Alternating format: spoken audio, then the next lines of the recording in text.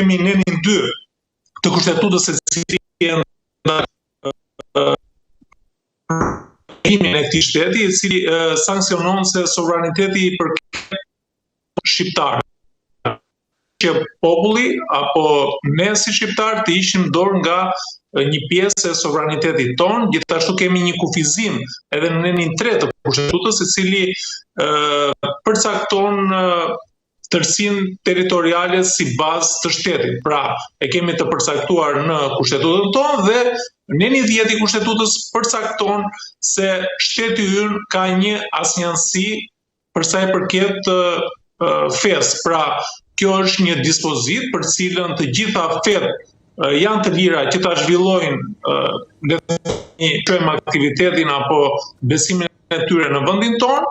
themelohen sipas organizatave jo fitimprurse, por shteti gjithmonë është i mësuar ka një le të themi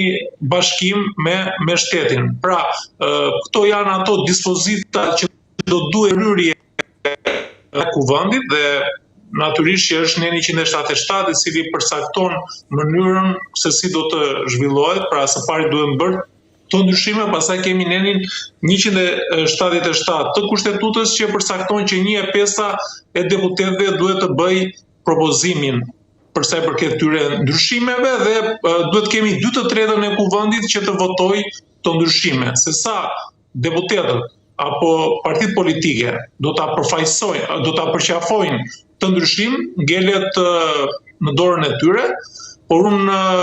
jam i mendimit që ne duhet të jemi kështu siç jemi për shkak edhe të kaluarës son historike, që nuk kemi pasur një lidhje vet.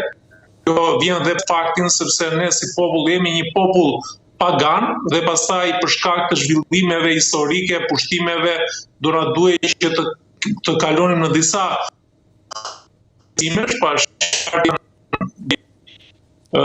pra nuk ka ndonjë afektim nga ana e feve, kështu që nëse ne do të merrnim një besim si besim ta boj për sa i përket numrit të tyre, kjo do të sillte një pabarazi me besimet e tjera. Nëse do të kishim besimin fjala vjen mysliman që në numra kryesor, por prap edhe besimtarët mysliman nuk është se janë besimtar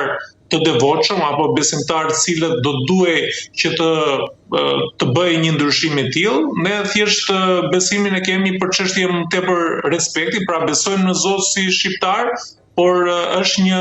pasuri e çmuar që kemi si popull dhe si kom, që nuk kemi asnjë lloj ndasie lidhur me besimin e çfarëdo lloj besimi, që ata nuk kemi, le të themi, nuk e shikojmë